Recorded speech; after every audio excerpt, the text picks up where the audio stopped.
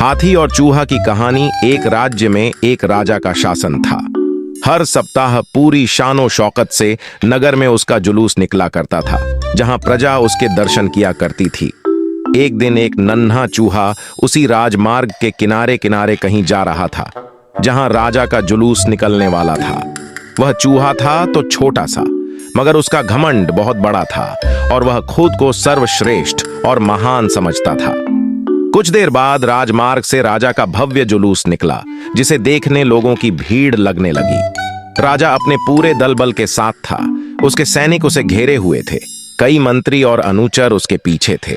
वह एक विशाल शाही हाथी पर सवार था। हाथी शाही था, इसलिए उसे भव्यता से सजाया गया था और उसकी शान भी देखते बनते थी।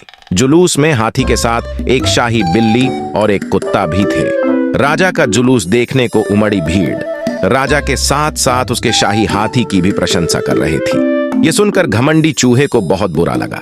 वह हाथी को गौर से देखने लगा, फिर सोचने लगा, इसमें ऐसी क्या खास बात है जो मुझ में नहीं?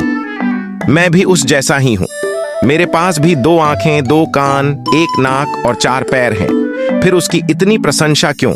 उसके विशाल शरीर के कारण, लंबी सूंड के कारण, छोटी छोटी आंखों के कारण या झुर्रीदार चमड़ी के कारण?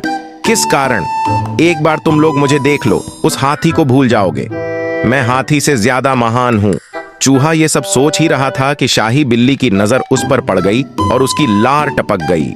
जुलूस छोड़ वह उसकी ओर लपकी। फिर क्या था? चूहा अपनी सारी महानता भूलकर दुम दबाकर भागा। भागते भागते वह हाथी के सामने आ गया।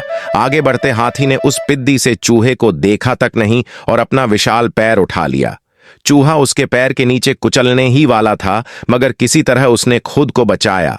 वहां से बचा तो खतरनाक कुत्ता सामने था, जो उसे देखकर गुर्राया। चूहा पूरी जान लगाकर वहां से भागा और राजमार्ग के किनारे स्थित एक छेद में घुस गया। उसका सारा घमंड उतर चुका था। उसे समझ आ चुका था कि वह इतना भी श्रेष्ठ और महान नहीं। सीख किसी से मात्र रूप रंग की समानता हमें महान नहीं बनाती। महान हमारे गुण और कार्य बनाते हैं।